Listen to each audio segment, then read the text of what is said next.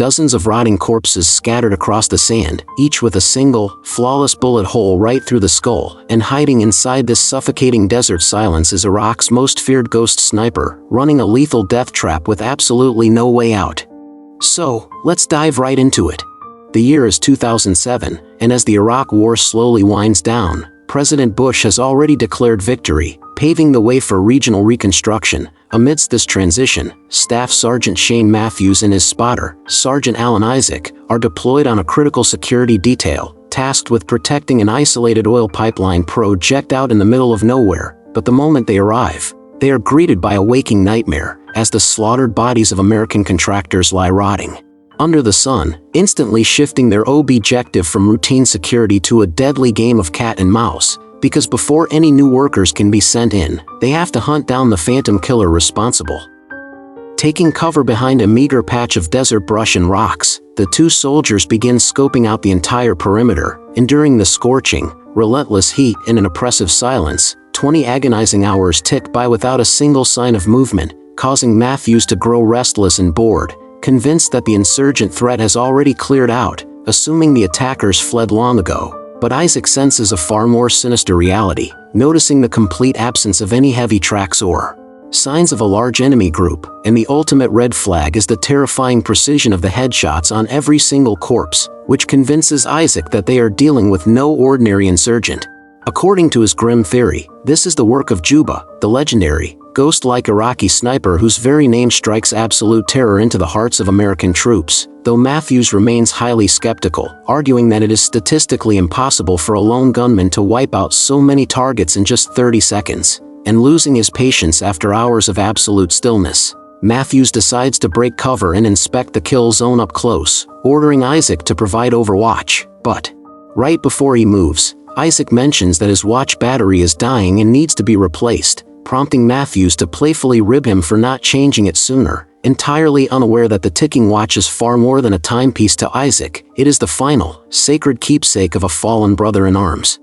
Creeping from one gruesome casualty to the next to gather intel, Matthews sees the terrifying truth up close, confirming the flawless headshots and realizing that Isaac was right all along. Standing dead center in the open, he tries to calculate the trajectory of the hostile fire, completely ignoring Isaac's frantic radio warnings that he is a sitting duck, when suddenly, a deafening crack echoes through the canyon, and Matthews drops heavily into the dust, clutching his stomach as a high-caliber round tears through his abdomen, leaving him writhing in agonizing pain. Horrified to see his brother bleeding out, Isaac charges down the hill in a desperate, frantic zigzag pattern to throw off the unseen shooter's aim, but just as he closes the distance to Matthews, a second devastating shot rings out, shattering Isaac's knee and sending him crashing into the dirt, meaning that survival instincts must now take over, forcing a heavily bleeding Isaac to leave a barely conscious Matthews behind, dragging his mangled body toward the fragile shelter of a broken stone wall. And despite the excruciating pain, Matthews manages to radio Isaac, urging him to call an immediate tactical backup from base. First, Isaac desperately wraps his tactical belt around his thigh as a makeshift tourniquet to halt the bleeding, before grabbing his comms pack to hail headquarters, only to discover a catastrophic setback. The radio is completely dead, because the invisible sniper had expertly shot out the antenna, severing their only lifeline to the outside world. Trapped and isolated, Matthews radios back, pleading with Isaac to spot the sniper so he can take a blind shot, but Isaac frantically warns him that even the slightest twitch will invite another bullet, a warning that the stubborn, fading Matthews completely ignores.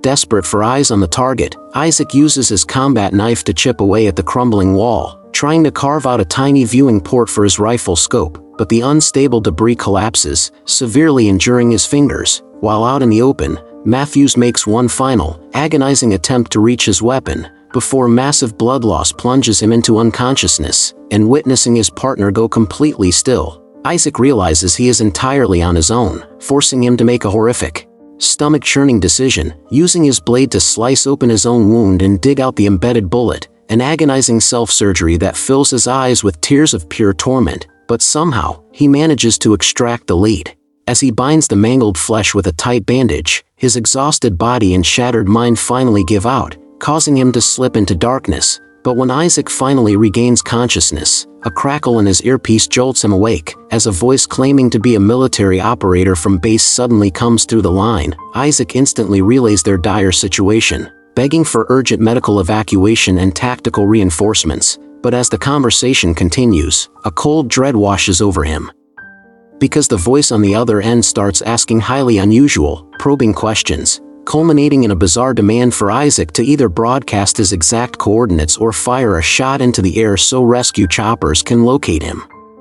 Isaac instantly recognizes this as a fatal breach of military protocol, a trap meant to pinpoint his exact hiding spot for a final kill shot, and as he listens closer to the subtle inflections, he realizes the man's accent isn't American at all, chillingly piecing together the truth that he isn't talking to base, but to Juba, the ruthless Iraqi sniper who has hijacked their military frequency to play a sadistic mind game, prompting Isaac to boldly call out the deception. Yet instead of cutting the line, Juba casually stays on, launching into deeply personal, unsettling questions as if intimately studying his prey, while a terrified Isaac desperately rechecks his broken radio. But the radio remained frustratingly dead, and all the while, Juba kept rambling on with useless chatter, until Isaac went completely silent, prompting the sniper to threaten to put another bullet into Matthews, claiming he was still clinging to life, leaving Isaac with absolutely no choice but to keep talking, though a desperate counter-strategy was already brewing in his mind. As they talked, he began tracing a crude, rough map directly into the desert dirt, trying to calculate the sniper's exact position by analyzing the bullet's deadly trajectory, all while Juba insisted he wasn't a professional soldier, but just an ordinary Iraqi citizen defending his country, before turning the tables to ask Isaac about his family. Isaac flatly refused to answer, choosing instead to mock the gunman, pointing out that the people he slaughtered had come to build schools, pipelines, and infrastructure to make local lives better, a claim that only made Juba laugh, mocking Isaac as incredibly naive, because according to him, every single dollar earned here would ultimately flow straight back to America anyway. Time was slipping away as Juba relentlessly fired off more questions, and when Isaac still refused to share his personal life, Juba repeated his threat to execute Matthews, though this time, Isaac suspected the sniper was just bluffing to rattle him, until Juba shattered that illusion by revealing a detail that sent a cold shiver down Isaac's spine, casually reciting the name of the previous owner of Matthew's rifle scope. The terrifying truth was clear: Juba had been intercepting and listening to their every single word from the very beginning, making this psychological trap far more dangerous than they ever imagined. But amidst the mounting dread, Isaac's eyes locked onto the corpse of a fallen soldier lying nearby, noticing a tactical radio strapped to the body. Formulating a high-stakes plan, he began slowly dragging the corpse toward the safety of the wall, trying to reach the radio without exposing himself to the open kill zone. But as he reached for his own canteen to catch his breath, he discovered it was completely empty, punctured by a clean bullet hole. Juba's mocking laugh crackled through the earpiece as he proudly confirmed the shot, revealing that he had intentionally targeted Isaac's water bottle, his radio antenna, and his knee. Because it was never about a quick kill, Juba was deliberately torturing him, finding a sick satisfaction in using the communicator to listen to Isaac's fading, agonizing breaths. In the midst of his despair, Isaac's fingers brushed against the distorted bullet he had dug out of his own leg, and by analyzing its precise shape and size, he tried to calculate the exact make and model of Juba's weapon, tossing out highly technical questions to trick the sniper into dropping a clue about his firing position, eventually snapping and calling him a terrorist in pure frustration. Juba merely chuckled, asking who the real terrorist was, arguing that it was the Americans who invaded foreign lands with heavy weapons to slaughter innocent people, and while Juba preached, Isaac finalized his frantic calculations on the sand map, before raising his rifle scope to carefully scan the bleak landscape.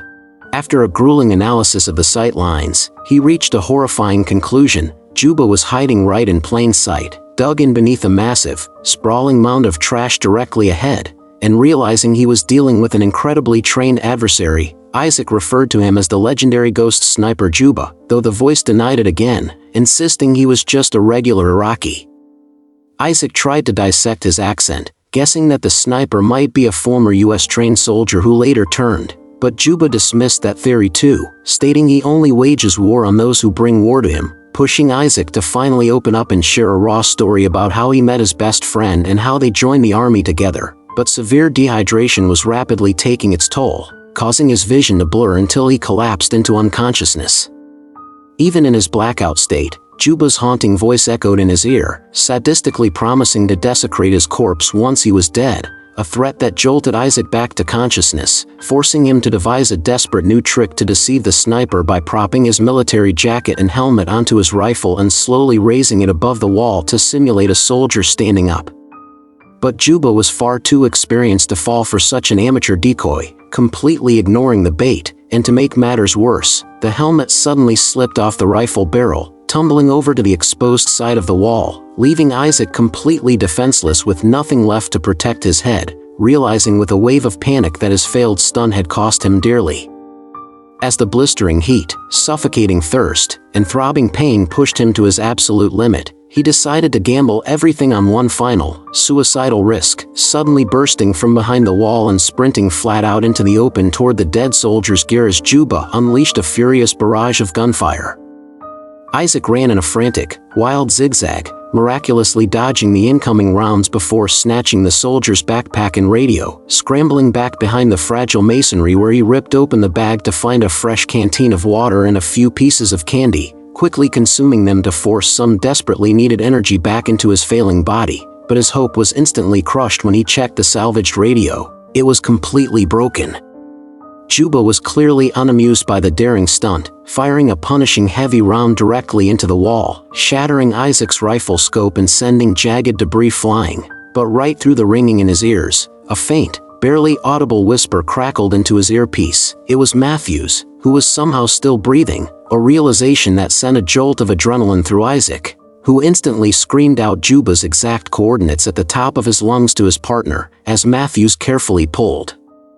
out a small, polished piece of metal, using it as a makeshift mirror to stealthily peer around the corner toward the trash heap. Matthews crawls painstakingly slow toward his rifle while Isaac deliberately keeps Juba engaged to distract his attention, a tense conversation that reveals Juba was once a schoolteacher in Baghdad until an American airstrike killed his student, sparking a burning vow of vengeance.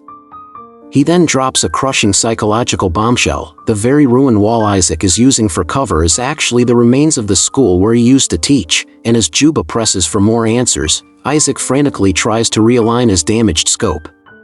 When Isaac goes silent, Juba issues another chilling ultimatum to end Matthews once and for all, prompting Isaac to confess his darkest personal truth to buy his friend precious seconds, admitting he carries the crushing guilt of a past mission where his own catastrophic mistake cost the life of his closest comrade. Taking advantage of the distraction, Matthews silently grips his weapon and unleashes a blind, deafening volley of automatic fire directly into the trash heap to empty his entire magazine, trying to make Juba believe the attack is coming entirely from Isaac's position. But the moment Matthews tries to reload his rifle, a heavy round from Juba tears straight into his shoulder, sending him crashing backward into the dirt. Isaac screams at him to crawl back toward the safety of the wall, but just as Isaac reaches his hand out around the corner to pull him in, a final, devastating shot echoes through the desert, striking Matthews cleanly in the head and killing him instantly. Witnessing his partner's brutal death completely shatters Isaac's mental strength, leaving him weeping into his radio, sobbing that he just wants to go home, to which Juba calmly responds that if he truly desires to leave, he will not shoot him. Isaac places absolutely zero trust in the sniper's words, and after a heavy silence, Juba asks what he is even doing here when the war is technically over, driving a broken Isaac to confess his ultimate, suffocating secret, admitting he is trapped in this hell because he accidentally shot and killed his own sniper partner on a previous deployment, lying to everyone that it was enemy fire, a crushing guilt that has been eating him alive ever since. Suddenly, faint radio chatter breaks through his earpiece, sparking a fleeting surge of hope that the American comms network is back online, but the joy is brutally short-lived, because while he can hear the incoming transmissions, his damaged unit is completely incapable of broadcasting a reply. Then, a horrifying realization sets in as he listens closely to the distress call, recognizing Juba's voice posing as an injured American soldier begging for help, revealing the sniper's twisted, ongoing trap of hacking military frequencies to lure unsuspecting rescue squads into his kill zone. Isaac desperately tries to override and interrupt the broadcast but fails completely, before extreme exhaustion and blood loss cause him to black out once again, only to awaken to the agonizing sensation of a wild crow pecking at his open leg wound. Using a length of cord and a stick, he meticulously hooks Matthew's fallen rifle, dragging it across the dirt until it is safely in his hands. Just as the distant, heavy thrum of rotor blades signals the arrival of an American rescue chopper flying straight into a fatal ambush. Desperate to save them, Isaac throws his entire weight against the fragile stone wall, collapsing it in a spectacular eruption of dust and debris that completely blinds Juba's line of sight, and seizing this chaotic window, Isaac opens fire blindly, unleashing a barrage directly into the trash heap. Unsure if his bullets actually found their mark, he takes the ultimate risk and steps fully out of cover for the very first time, and when no return fire comes, a wave of relief washes over him, believing he has finally slain the ghost of the desert. Within moments, the helicopter touches down, and tactical medics rush Isaac onto a stretcher, while he frantically tries to scream warnings about the trap, but his fading voice is completely drowned out by the deafening roar of the engine. As the chopper lifts off and climbs into the sky, a sudden, violent hail of gunfire erupts from below, proving that Juba is very much alive as his high-caliber rounds tear through the hull, systematically dropping the medics before a precise shot eliminates the pilot. The heavily damaged chopper loses all control, violently plunging out of the sky before slamming into the desert floor in a catastrophic, fiery crash that kills Isaac instantly. A twisted twist of fate where Juba technically kept his promise never to fire a single bullet at him. The suffocating silence descends upon the barren wasteland once again, as Juba calmly reloads his weapon and begins scoping out the horizon for his next target. And with that, our story comes to an end, so if you enjoyed this ride, make sure to smash that subscribe button, leave a like, and drop your thoughts down in the comments below, because I'd love to know what you think.